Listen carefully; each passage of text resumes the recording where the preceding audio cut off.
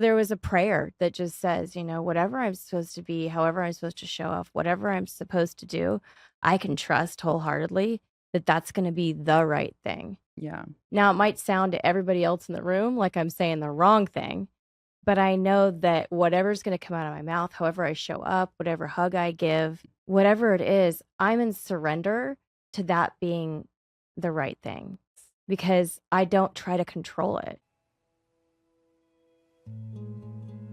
Hi, I'm Becky Bradley, and this is the Feel Good Always podcast. I'm here today with my friend Natalie Otis, who runs a nonprofit, Fit for Life, and multiple gymnastics facilities. She shares stories of profound connection through a series of signs with angel coins, moments of undeniable confirmation that showed her she was being guided, provided for, and deeply cared for. These signs gave her the courage to do things differently, to trust herself, and to create a new vision for youth sports that wasn't about competition, but about connection, growth, and belonging. In this conversation, Natalie and I talk about what it means to step away from the expected path and to trust the guidance you're being shown.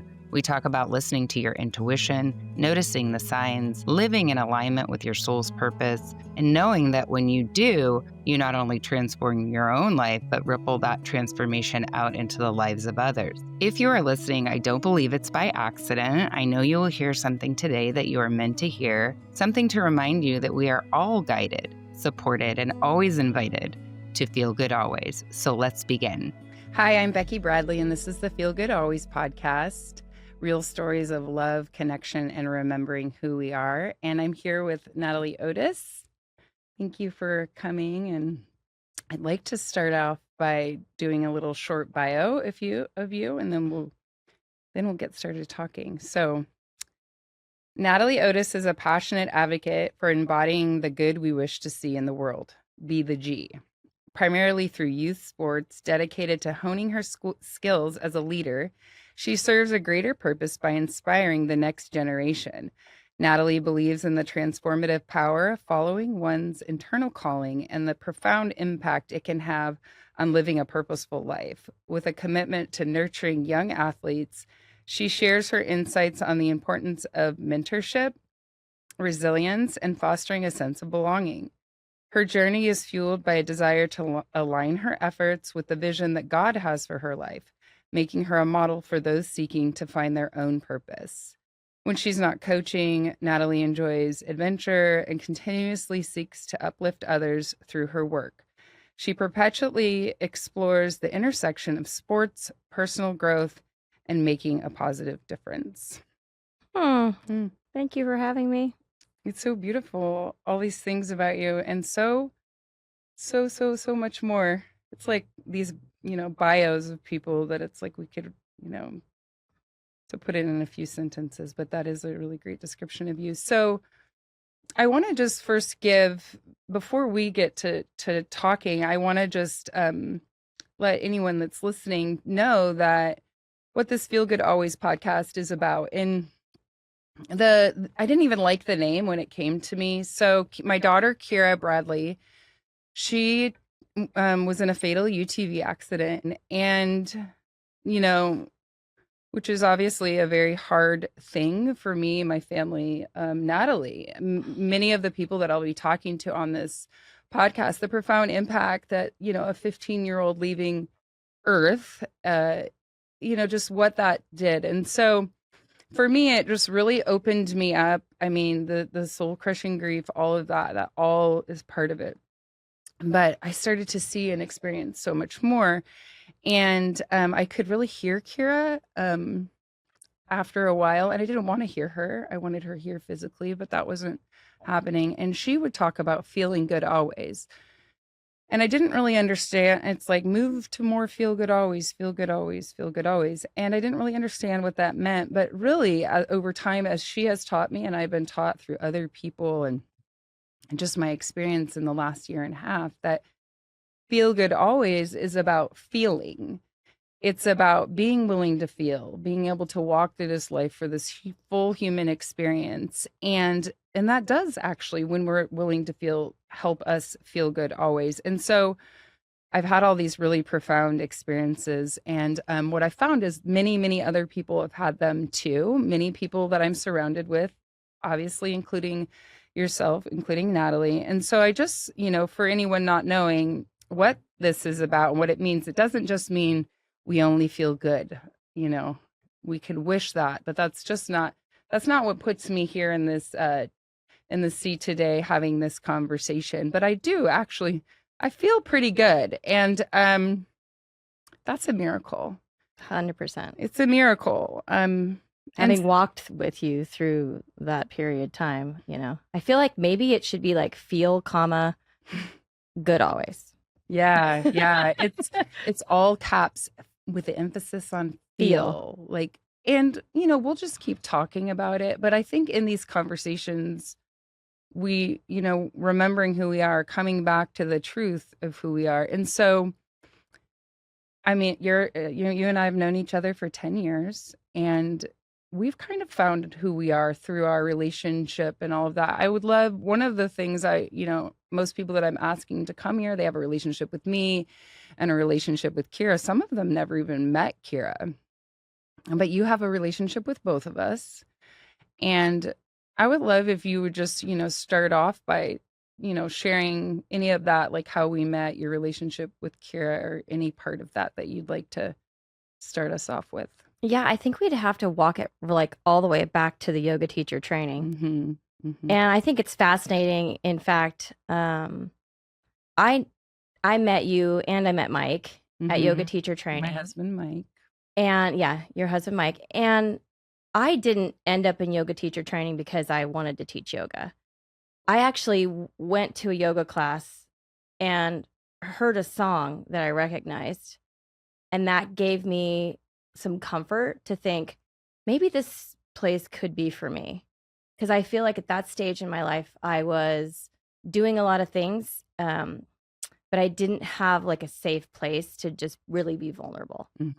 Because I needed to put this like front up as being like successful business person who does not have breakdowns. Yeah. And I was like drawn to yoga because of the qualities of, slowing down, meditation, moving your body, getting out of your head.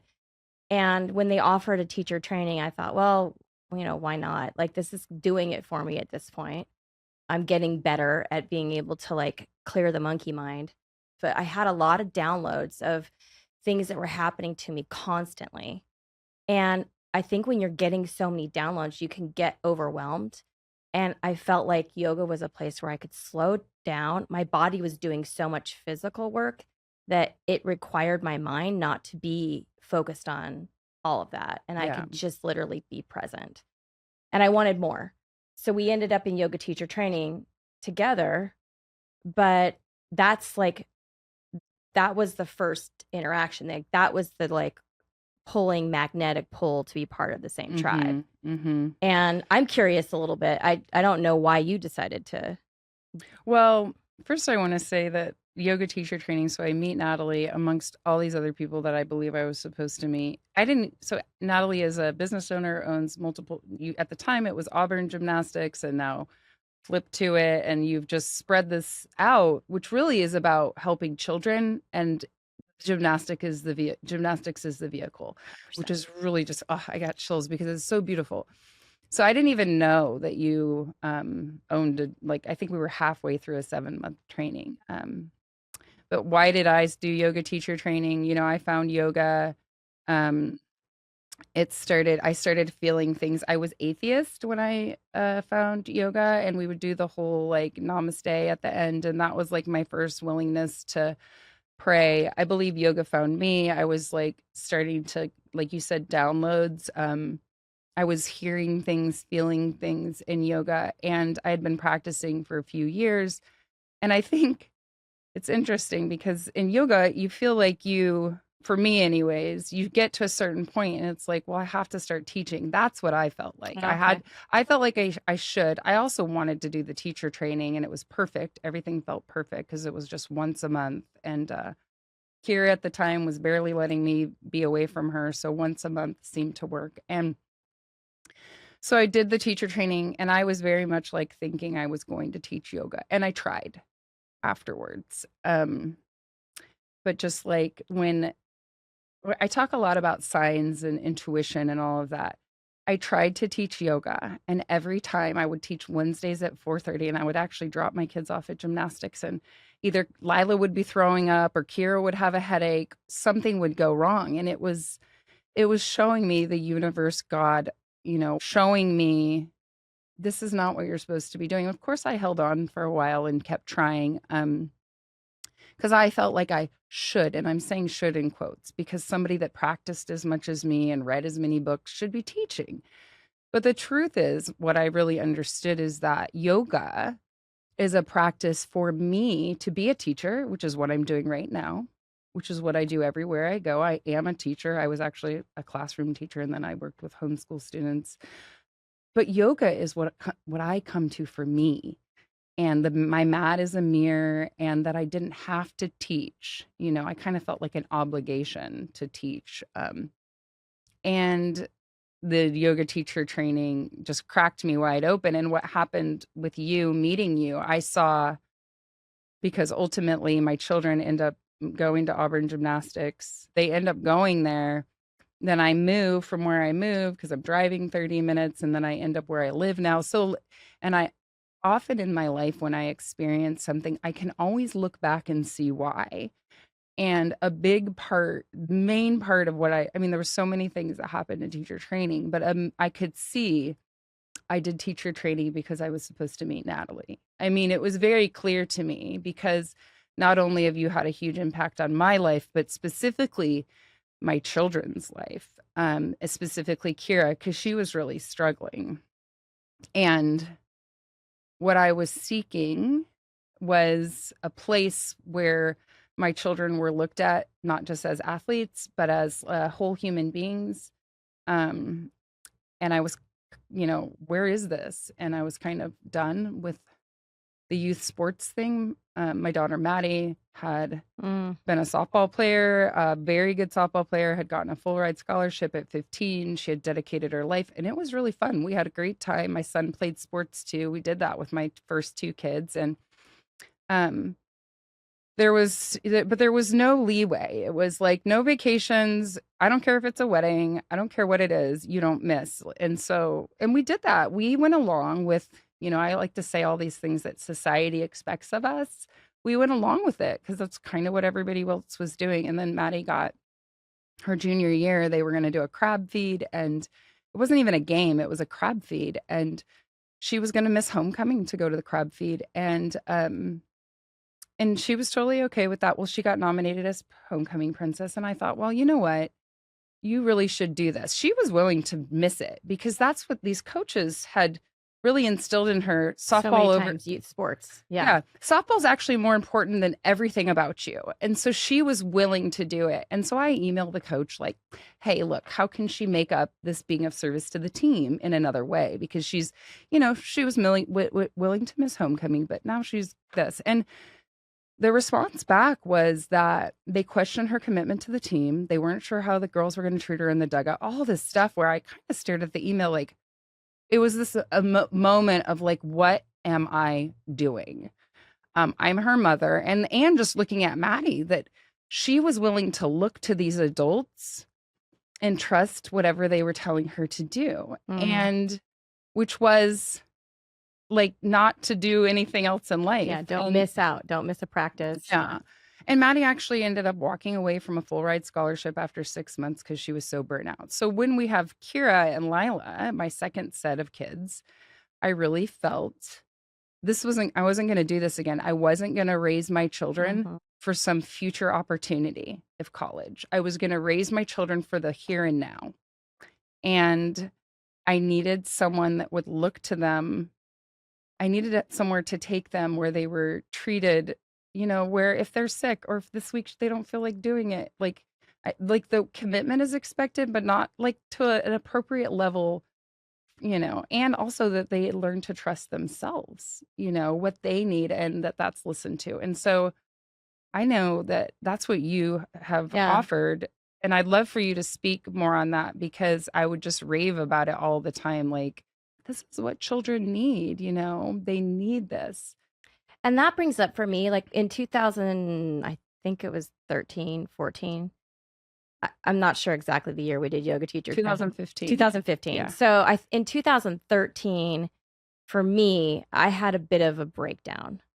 And that was, I was really sick. Mm-hmm.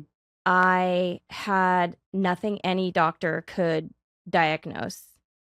Had bought a business in 2008. It had grown by 100 or more students ever. I had a baby in 2008. Every year, the thing's getting bigger. Everybody from the outside looking in is like, wow, this is so great. You must be so happy. And I'm like, yeah, this is awesome. But the internal struggle was I'm like manic. I'm up until 2 a.m. I've got babies. I'm trying to be the perfect mom. I'm trying to make sure I do this business the right way. What if I made this mistake, that mistake? What if I don't have a very successful competitive team? What's that going to mean for my business? So I was just sort of chasing this dream of like making sure I didn't fail at being a business owner. So I bought it in 2008. By the time I was 2013, I had a couple of babies and I was having a breakdown. And I thought that the breakdown was because I was getting a lot of grief from employees. I thought that the breakdown was because I had a strife relationship with my mom and I was trying to do all the things that you do to try to fix these things. So I was just trying to control everything. I was trying to make sure that nothing got out of my grasp. So by the time 2013 hit, I was having a breakdown. I was sick. I couldn't really work because I was so sick. And I was just in like this rage state all the time. And I ended up getting out of that through a series of miraculous things. And if it's okay, I mean, I'm sure I can speak to that. But and I'll bring my husband's brother into this. My husband and I met because his brother passed away. Mm-hmm. His name's Topher. And the lights were just flickering right before. They happened. It happened last time. It's happening again. It's happening right now. Yeah. So Topher was coming in before you started talking about him. Right. Mm-hmm. Hi, Topher. Hey, welcome. And if I get any of these details wrong, please flash the light 5 times and let me know. But we had met because Topher passed away. And so we had this kind of connection. And I had done some freelance journalism. And one of the appointments that I had for this freelance journalism was at this Reiki angel worker. And at the time, I was very reluctant to admit that I had Topher with me. And I went to this appointment, and this lady says, if you're open to it, I think you could ask like your guardian angel for help. And I said, yeah, who would that be? And immediately, as soon as I said, who would that be, Topher's name came to me. But I kept thinking, like, why would my husband's brother want to be my... You never met. I did meet him because he was my best friend's boyfriend. Okay. I didn't like him because he was my best friend's boyfriend, right? I don't know if you can make leaps about that, but like, they're young. They're in their like mid-20s, 30s. I was like, anyway. But I did know him. And I just kind of felt like, well, why me? It's not like I had some great relationship with him. And at the end of that appointment, the worker said to me, if you ever need to know that there's confirmations that there are angels, all you have to do is ask. And I said, okay, yeah, I'd like a confirmation, like kind of cocky, like I need a confirmation. Yes, if there's angels, please give me a confirmation. And I left there and got in the car. And I got in the car and felt this overwhelming sense that like, I didn't pay this lady for her services. I didn't want it to seem like I was, being paid to write something. So I went in, and when I went in, she suggested that I take this angel coin. And I said, okay. And she said, there's Reiki in it. And if you're struggling with anything, you could keep it in your pocket and rub it, and it would be helpful. And I'm like, sure. Yeah, that's great. Fantastic. Here's your money. I get in the car. And the whole thing was strange to me because they brought Topher into it. It was just weird, that she kept really insisting that I had this guardian angel. So I go home, and my husband and I take this walk, and I relay to him that there's this wacky freelance assignment I had. And that it was interesting because she suggested that his brother was my guardian angel. And oh, by the way, and I pull out this little angel coin. I said, oh, by the way, and she gave me this coin telling me it had Reiki in it that I could rub for comfort. Did you know what Reiki was? Yeah. Okay. Well, I was writing an article. Like, I knew a lot at this point, right? Okay. But I mean, I hadn't experienced it, but I knew what it was. And I think that's so important. Knowing about something versus experiencing it, that's where you put the feel and feel good always. Right. But eventually we know, and then we have to like kind of have a little knowledge of it, and then we experience it. Yeah. So conceptually, I was like, okay, I understand that. But I was like, honestly thought this lady was like, whatever. I mean, you be you, girl, but like, sure, I have a guardian angel. So I pull this little angel coin out, and my husband goes, where did you get that? And I said, oh, this little lady gave this to me today. And he goes, that's weird. And he goes, do you still have that little baggie that I gave you the day we got married?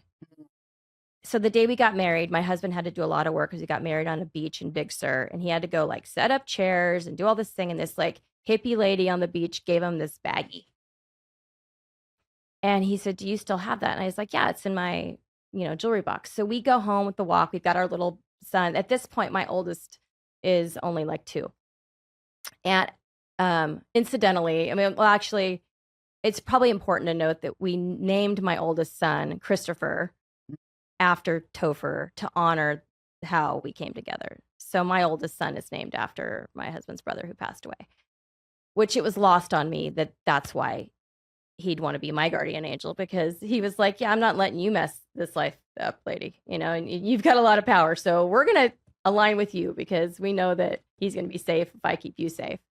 I figured that out later. But this night when we walked in and we opened up this Velcro little velvet baggie, and I poured the contents out, and the exact same coin that I had received earlier in the day from this lady was in this baggie. That you got on your wedding day. I got on our wedding day.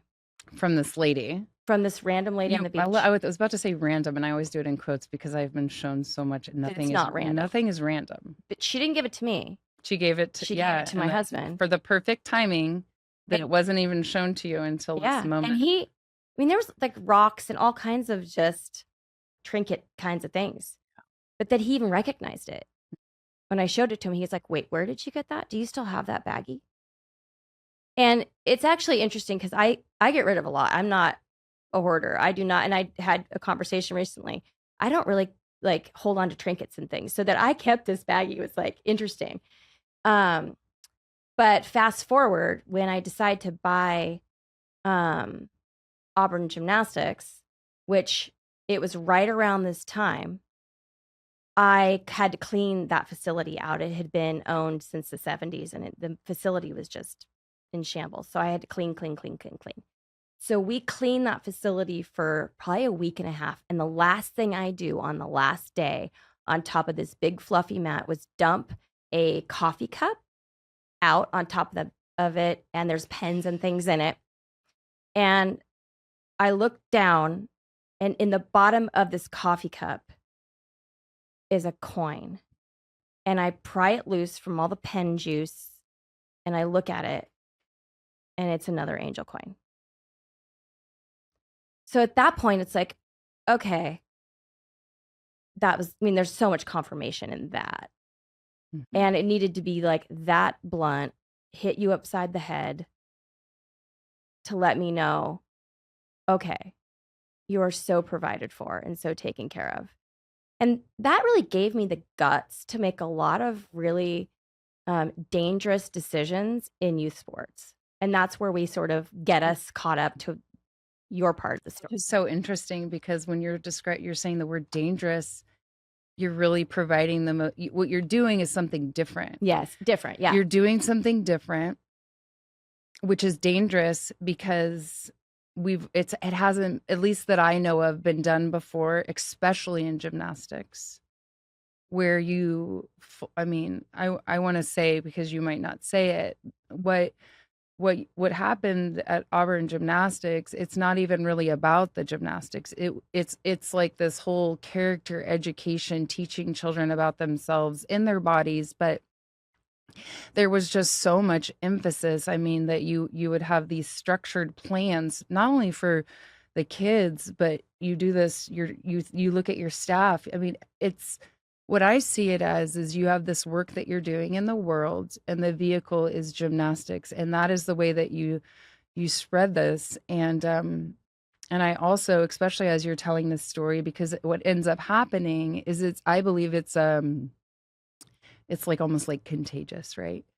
When it starts happening, we start to find each other, right? And so all these people are, so you're having these experiences, and then I start to have some similar things. And then obviously since Kira's transitioned, it's just skyrocketed. Those kind of 1, 2, 3 angel things, and it's all day, every day, these like at this point in the mirroring of you and I having very, being willing to do something different, even what I'm doing today.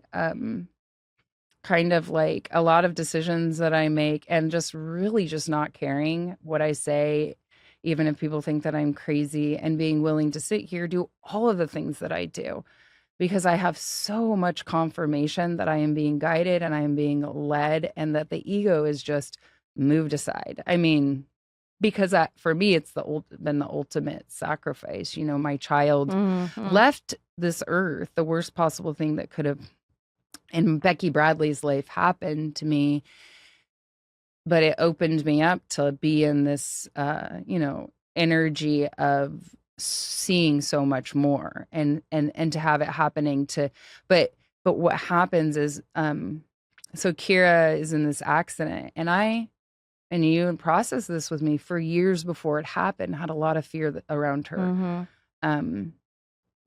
A lot of fear around something happening to her, and just she was such on earth. I don't talk about Kira in the past tense because she's here now more than ever, but as I'll say the word was on earth. When she was on earth, she was very sensitive, and she was like, she demanded something different.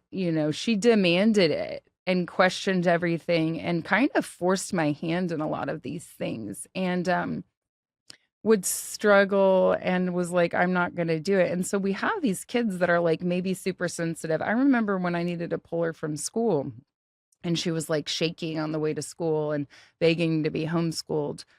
That most of the powers that be, like the school principal and the psychologist, and I'm not judging anybody for any of this. This is our society. It's a system, kind of just like normalizing that. Like that happens, kids get really, and pulling them from school is the worst possible thing and all of that. And it's like, but I have a child that's like, no, like really pull me from school, and we're almost like trained to not listen. We are trained to not listen to the kids. And she demanded to be heard. And I'm always for the kids. I used to believe before this happened with Kira that my work here on earth was like for the children, and it still is. It's bigger than that. Yeah. It's for everyone. But yeah, so when I come into Auburn Gymnastics, I meet you. I mean, I specifically remember a moment where Kira was having a really hard day, and you just went over. Peanut. Yeah, you just went over. It's so beautiful. It's like, and I'm sitting here like losing it. I'm just like, oh my gosh, because she's struggling. And the thing about Kira and I is this energetic connection that started from when she was born, and it continues today. And it makes so much sense because we're so connected that she would have a feeling and I would have it. And I would just be like, so if she was struggling with anxiety, I would feel anxious. Whatever was going on with her, I was just so tied to her, and I would just be like, why am I going through my tween years again? And I would try, I literally got therapy over it. But I remember that day she was so anxious, and you just went and you kind of took her hand and you were with her and you were just present with her. And I was just like, man, like if every coach could do this. And I'm not saying that some don't. I'm not saying that. But I mean, she was like 10, maybe younger. She might have even been younger, but there is a lot of pressure on these kids. And they're begging to, some kids are really begging, like maybe an alternative school situation, and which is what we ended up doing, and an alternative everything. And that we really, Kira really forced me to really, really start listening to kids and having Auburn Gymnastics and you as a model for me. And I know I've been a model for you. Mhm. We've helped each other in this path. Really like kind of catapulted that, like really listening to children and continuing to question everything. So when you say you made a dangerous decision, Yeah. it's like, but you're questioning, there's a part of you, that intuitive voice that's like, is the way that things have been done the way that it has to be done? And yeah, it's a big leap to be like, I'm not only making a decision to do something different for me, I'm taking all of these children along with me. Mhm. But it was in alignment with what would feel good for kids. And how could you go wrong? Yeah. Maybe I financially. know that now. I Yeah. mean, now, like 4 facilities later, Yeah. I can say easily that that was the right choice. In the moment, the reason I say dangerous was because, I mean, you weren't, that wasn't the way to do youth sports. The way to do youth sports is how Maddie, your oldest daughter, or yeah, Yeah. your oldest daughter did youth sports, Yeah. which was, um, to tear him down Yeah. and get him to rely, solely on you. You're the decision maker in your life. And I was willing to not do that and not put winning ahead of anything. Yeah. And maybe even without knowing it, redefining winning. What do you mean when you say that, redefining winning? Like her coming out on the floor with me, that was a win. Yes. Because in that moment, that walking from the lobby into the gym was as significant as any competition that anybody could have done. It took the same amount of bravery. It took the same amount of work. It took the same amount of like determination for her not to turn around, not feel like she, didn't belong and beat feet out of there. And honestly, I can still, those are these core memories. I can still remember standing there. And all she did, I mean, this is like for somebody listening that's like, well, what does that look like? It literally looks like, hey, I'm going to go out and play a game with these boys right now. You want to join me? Mm-hmm. She had her clipboard, her little Yeah. clipboard. I actually was like telling her she was a judge. Mm-hmm. Like, you're going to judge them for me. And that's it. Yeah. And just allowing her to be there. And it was her idea when she wanted to go do something else. She was like, hey, can I go do this other thing with this group now? Yeah, honey, 100%. I'll see you later. That's the best thing. Let it be their idea. Yeah. So I'm sitting there, the anxiety thing, I'm feeling all of the anxiety because she's got anxiety. And then what you did was you gave me like this sense of peace, like, because I was also just like afraid for her because she had been dealing with so much anxiety at such a young age. And like that watching, and I was just like, oh, and I see it now. Like I called you in, you were always coming, but I needed help. And there you were. And that's why I could look back and say, and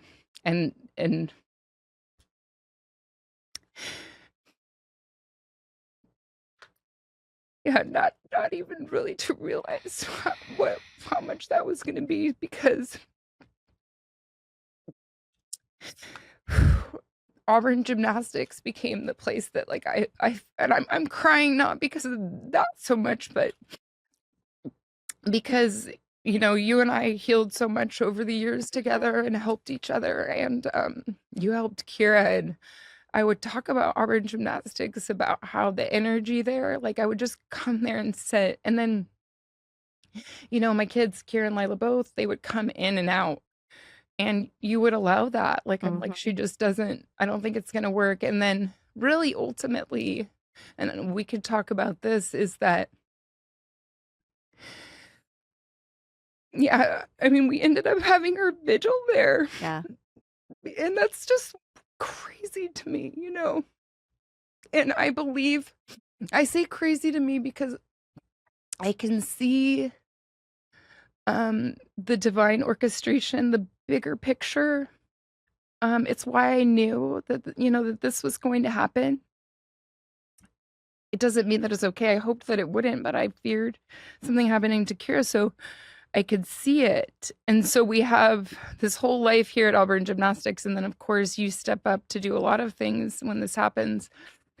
And this idea of like the world kind of crashing, like I can't believe that I'm sitting in this space that I've been with forever. And I'm like looking at pictures of my child at a candlelight vigil and all these things that I was being asked to do.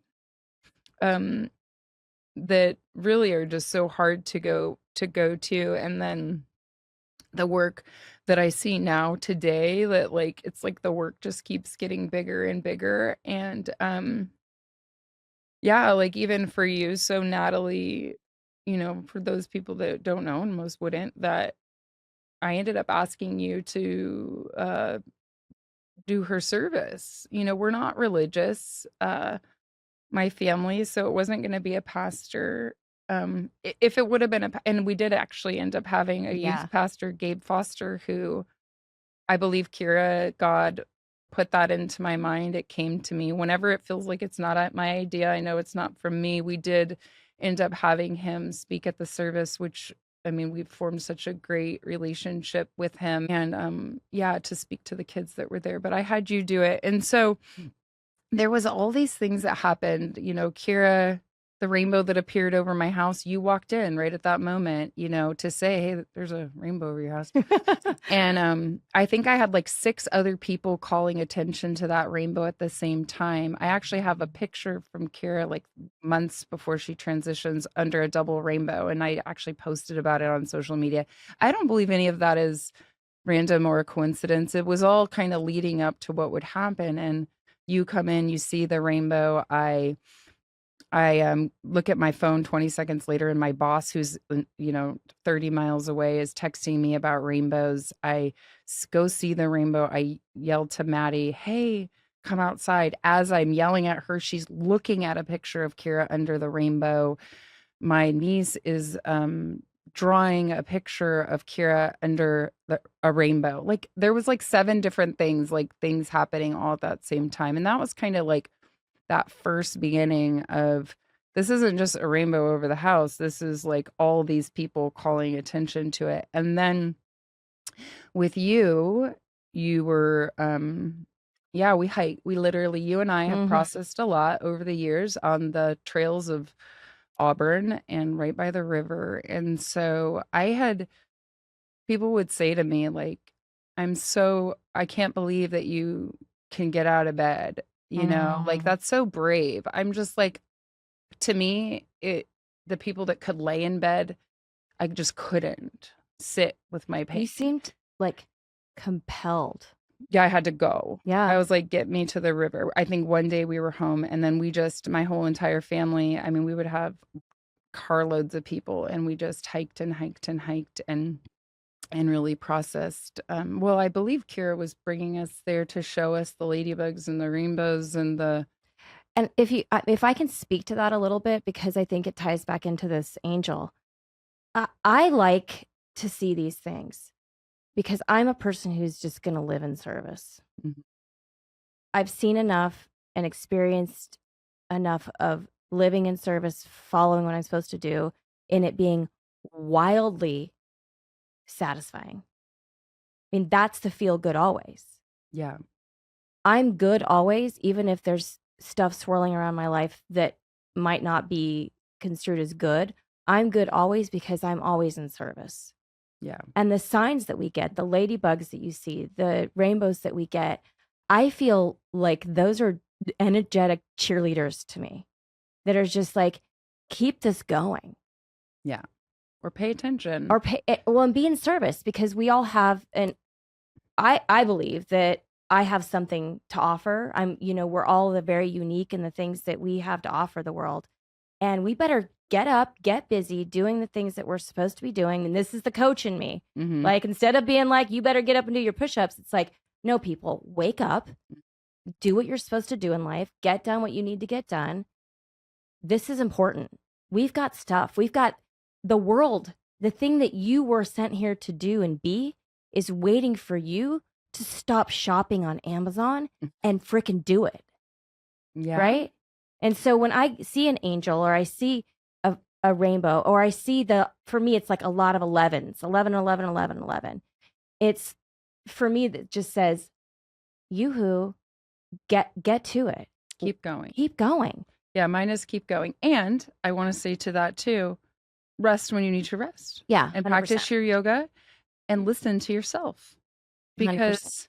we can, sometimes the biggest work that you can do in the world, because you and I, a lot of the people around me were like these really high energy, high functioning women. Yep. Getting some stuff done in the stuff, world. but what, to take care of ourselves, that is first and foremost, is like, and I know, okay, you wake up every morning and so do I. Like I want to hear, maybe we should tell them what your practice is. Yeah. I feel like that's important. And you have that too. And it's like, it started maybe 12 or 13. Instead of just waking up and going, I had no choice because I would be spinning out and I had little babies. I had, 4 kids, but I would get up early enough to drink my coffee. And today it looks like meditation and journaling and reading and all kinds of things that I do in that space. And it's been years and years and years. And it was this ritual that I was just like, I need that time to myself to read spiritual books or, meditate. When Kira transitioned, I mean, I could barely function. I just really couldn't. But I did eventually, maybe a month or so, 6 weeks, come back to, I mean, I'm telling you, my nervous system was on fire. Just be able to like, okay, I can journal or read this book. I was reading and I was journaling, but to get back into that, and then meditation just super came in like big time. I was sitting and meditating. But I want to say that, like, sometimes I'll have people look at me and be like, well, you can be that way because I wish I would have started when you did. Because I did come into this really horrible thing happening with a set of tools. And I think that's probably what puts me in the position that I'm in today, to be as connected as I am to Kira, because I've been surrendered for a long time. I surrender everything but my children. And then I was asked to surrender them too. And it doesn't mean that I'm okay with it. It doesn't. But I knew that this was all happening as it should because I had been practicing that, which is, I had practiced, and you did this. You helped me with this. You would always say, well, I guess I'm supposed to be doing this. Yep. Whatever you were doing, I'd hear those words. My car's wrecked. Well, I guess I'm supposed to have a car wreck. I'm supposed to have a car wreck. Or like we would get asked to do, I would ask you, like when we did go up to a meditation retreat. Okay, I'll tell that story. Yeah, but when I asked you about it, you said, well, I guess I'm supposed to do that. Yeah. And so I think you kind of taught me that, like, I'm always right where I'm supposed to be. I guess I'm supposed to do it. And so when Kira transitions and, it's like, how do you find a reason? Because I could look back and be like, oh, I did yoga teacher training because I was supposed to meet Natalie. Or I had that mental breakdown in 2018 because I really needed to let go of some fear. Or 2021, I had a whole nother thing where I really needed to learn to feel. And you could see why you go through really painful things. But like, I could not come up like, no. There wasn't a way out where I could literally justify my child being gone. And so I would spin out. And thankfully, she came to save me with a lot of signs and to show me like a grander plan. And I actually have no choice. But my mind and my grief and my pain really, I don't have to figure it out. I never had to figure it out. But to have that surrender of complete surrender. And when I say I was pretty surrendered, like, things would happen, like I guess I was supposed to get a car wreck, or I guess I'm late, like whatever. And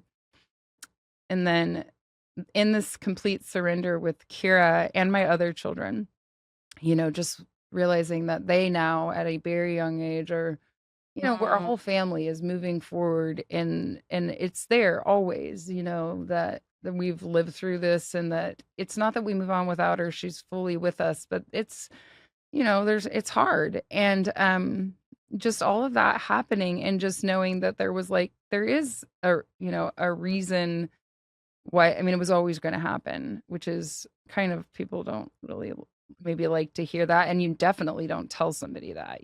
Nobody needed to tell me that it happened for a reason and God has a plan, because guess what? Don't want to hear it. We have to come to that I love that. at our own. And in that surrender, and also I believe being fed energy by Kira, by the angels, um, I found this level of peace that I really haven't experienced ever. I'm not afraid of anything for the most part, because when Yeah. you are completely stripped away of everything and you're shown so much, it's like people say, I don't know how you do it. I'm like, I'm probably living in more peace than most people. And it's not because I'm not sad, sometimes about Kira. It's because the fear is gone, because I'm so present.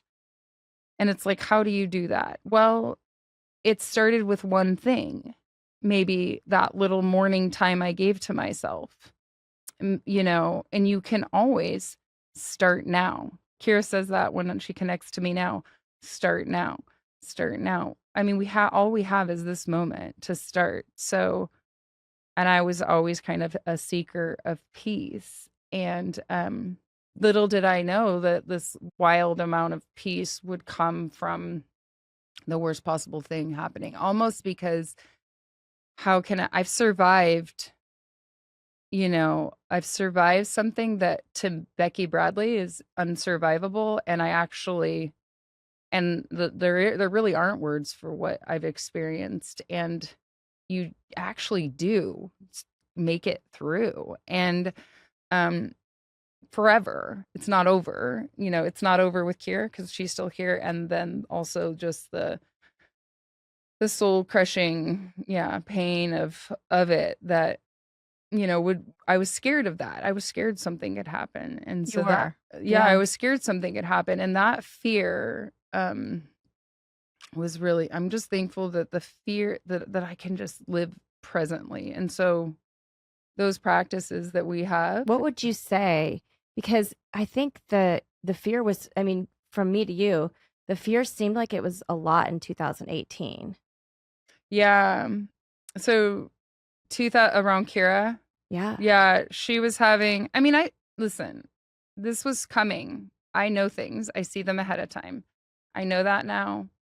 No one wants to think they see this happening to their child. And I think I was being given breadcrumbs, because now I really see things ahead of time. I have specifically asked do not show me Okay. anybody, like Abby's dad, you know, Abby's dad transitioned in a plane crash.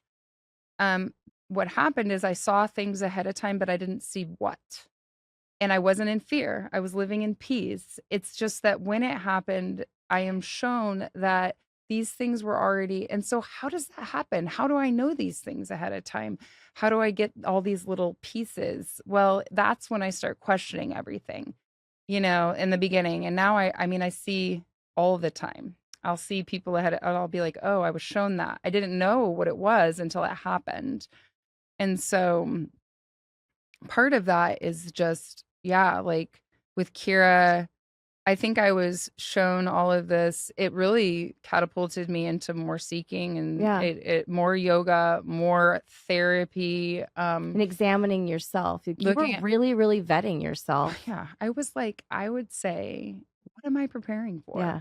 So I was doing such hard work for like 12 years, just constant work on myself. And working on feeling. Yeah, working on feeling. Yeah, that's an interesting thing. So in 2021, my muscles start twitching, which I thought, oh my gosh, I have ALS. I actually was afraid of somebody dying, and I believe it was probably me kind of feeling what was coming, but I had been so peaceful. Like I had been pushing down anxiety, and as long as my children were happy, healthy, and safe, then I would tell myself, you don't need to be sad. You don't need to be sad because, like, during COVID, like, you have a house, you have a house, nobody's sick. Like, why would this bother you? And it's like, well, everyone on the earth it bothered. It was really freaking hard. And so I do that now because a lot of people, even yesterday, I was with a friend at the river and she was kind of sharing with me some of her issues. And I always have people say, preface it like, it's not as bad as what you've been through. Yeah, And it's like, we can't do that.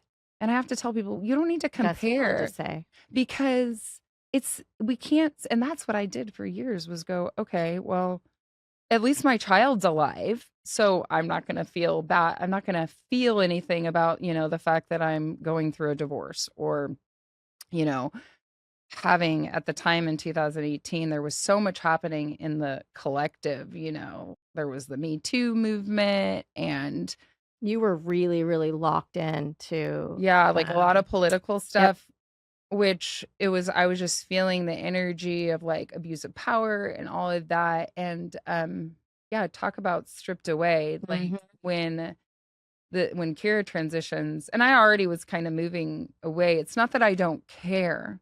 It's just that I see what I have control over and can Oh, do. let's talk about that. Yeah, I mean, I have control. I can't be in the pointing fingers at other No people. blame. I just can't. And I already really wasn't doing that because I've been surrounded and I could see it. I could see the orchestration of it. I was surrounded by people with different belief system than me during COVID. I live around a lot of people that did not believe the same thing as I believed. And I was like, oh, this is interesting. It's like because what I was being shown over and over is how we're all the same and that we can love each other anyways, even if we have completely You've different. always been really good at that Yeah, I mean, I and really modeling how to treat every single person. I have empathy for almost like pretty much everyone. Yeah. We can easily point fingers. And with Kira, when she transitioned, a lot of people were angry for whatever reason. And like, I really just didn't get angry because I just knew that anger was just a symptom. But it was everything was kind of like, it was just grief. It was pain. Yeah. And that's all I had room for. And it would be misdirected pain. And I know that's not really common, but and I also was like, when people were like, why me? Why me? And it was like, why not me? It didn't mean that, I mean, this idea of acceptance, I think they talk, that accepting that it happened. I mean, that took a while of my body just to be like, wait, what is happening? And then you have all the people around you. So, You One but one one of the things about you or anybody that comes in here is just like talking about, how it affected like you and all of that, and I know that you already were doing like so much work, but you can't walk with somebody and be in life with Mhm, somebody like you and I have been together and to have their child this mhm. happen and just be like, I was totally fine with it. I'm just yeah, I know yeah, I don't think we've really talked about No. Um, yeah, I feel like, um, it was a bit of an out of body experience. Like, I'm gonna be always and forever in surrender, whatever I'm supposed to do. yeah, So there was a prayer that just says, whatever I'm supposed to be, however I'm supposed to show up, whatever I'm supposed to do, I can trust wholeheartedly that that's gonna be the right thing. yeah, Now, it might sound to everybody else in the room like I'm saying the wrong thing, but I know that whatever's gonna come out of my mouth, however I show up, whatever hug I give, mhm, whatever it is, I'm in surrender to that being the right thing yes, because I don't try to control it. yes, and that's how I live too, and so Yeah. I love just hearing yeah, to be in such peace and surrender to say Yeah, to to show up not for a wake up and friend in that moment and just to say, I'm in the car, right? Just praying, let me like get my ego out of the way, get my yeah, emotions out of the way, get my ability to try to control. You're not here to fix. You're just here to be in surrender. You will know what to do. You will know what to say. You will know how to be. Just walk through the door. That's it. and what about though your actual experience though that doesn't have anything to do with me? Your own, is there space for your experience of how I remember you went to Reiki. threw up. I Like, did whether or actually. not your consciousness was experiencing it, your body was Another one of those Reiki instances where I was like, this person is full of crap. I had a friend that was like, hey, right after Kira transitioned, I, um, was in surrender, but noticing that I was foggy headed. I just couldn't quite like string things together. And she which said, makes sense. yeah. And she said, if you want to come by, I can do some Reiki on you. And I'm on the table and I'm not ping-ponging monkey minding. So that I didn't have that level of like anxiety happening for me. It was more of just it wasn't peaceful, but it was more of just a fog. I can't really explain it now, but I was just sort of like a bit numb and just kind of Shock, probably. yeah.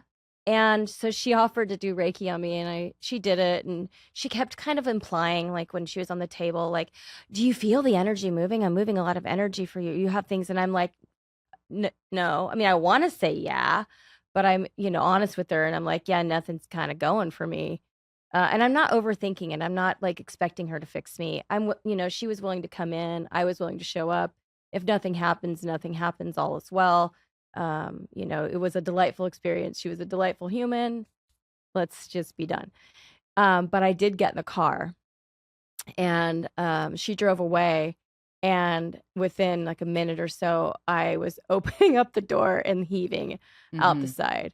So I didn't feel anything on the table, but that woman definitely moved. Yeah, because it lives inside the body, even if we're numb to it or we're not feeling it now. And I know a lot of the people that cared about me the most were so concerned about me and Mike and my kids that like to put off their own feeling around it, because you can't have something like this without, a lot of people like where they would stop their own pain and their own grief and be like, "What about Becky?" And it was interesting because I was like, "Oh," at some point. Could you see it happening? Oh yeah, I could see.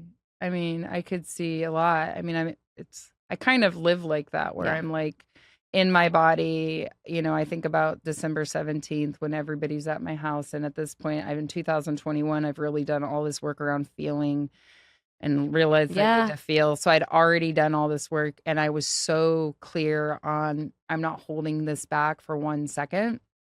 I'm not holding this in. I will be, of course, I didn't try to hide it. I was falling to the ground screaming over and over and over every person that arrived. And I was very aware that not only was I experiencing the worst possible thing, I was like watching myself and then watching all of you watching me and being like, wow, they've been asked to do this really profound friggin' day that for many people that were there was one of the hardest things they've ever had to do.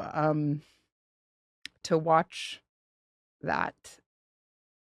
And then you have like my children watching it, and they're in their own absolute darkness, as many people were. And just being aware that we were all being asked to do that, like really to open up to more. And that, that's part of this feel good always. And I, we're going to wrap up pretty soon, but I do want to add one more thing about feeling.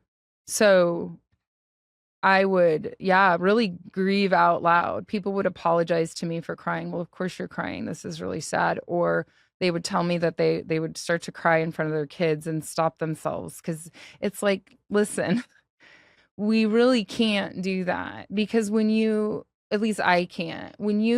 I would tell my 14-year-old daughter, Lila, I was just not well. And I'm like, I can't hide this. I can't keep it inside.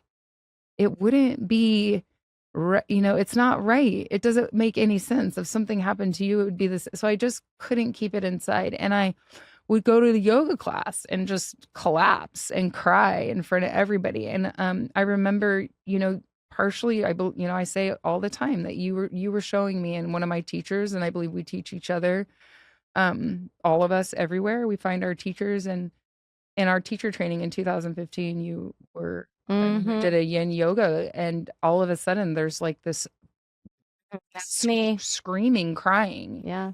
And I had never really experienced something like that. And I was just like, Yeah, the grief. yeah, and you were releasing something in the body. And so, yeah, I mean, we Forgot will, about that. Yeah. yeah, it was powerful. You had been in a car accident, hit by Yeah. a car, and this is years later that you are processing. Your body is releasing the pain of what happened that day. Not that you hadn't done stuff to process it, but you were The grief of grieving. being injured. Yeah, grieving out loud in Yeah. front of, Yep. 25 of us in a yoga class. And so it was like these little breadcrumbs that I could do that too. Yeah, the That I could permission. cry, that I could be, to show that like we are human. And like, of course, and the body needs to release. We need to feel. It's like that's what we came here for. Yeah. And I know I've been asked to feel in a way that I could have never imagined that I would actually live through. That we will live through feeling, and it will actually bring us to more of that feel good always. And We're proud feelers, Becky. I am proud to feel. I am today. Proud feeling. We need to start a movement. The proud feelers. We're starting a movement. Yeah, It's going. It's feel good always, which brings me to ask you this like last question. And you did write something out about it, which I could read, or you could just answer. I'll try to answer. What it means to you to like feel good always, and like to remember who you are, either just the feel good always part, or I'll try to circle back around. I mean, obviously I learned a lot just even from being a part, and thank you for having me. I appreciate it. Topher and Kira made it very clear. Yes. I just ask who's next. Right. Who's next? Mm-hmm. I think feel is I'm proud to feel. I'm proud to get that like scope of emotions. I am grateful that I have the capacity to not be indifferent, to not be hardened, to have a heart that's open. Yes. Right. And the good always is the part that's everything's okay and all as it should be always. It is all right. Even the hard things are all right. I mean, you're an example of you're here in a chair doing what's asked of you. Yeah. Hard, but good. Always. Right? And helping others. You're here and that's the only thing that makes sense. Needs to hear it. So thank you. I love it. I love it so much. And I love you. Yeah. And I'm so grateful for you to come here today. And we're going to end there. And thank you so much for listening. And I hope that you keep listening and you subscribe to the podcast. Keep listening. Yeah, keep listening, because there's more of these stories that hopefully you heard what you needed to hear today. I'm sure you did. And I heard a lot of things. And I'm doing this also to help myself. So thank you.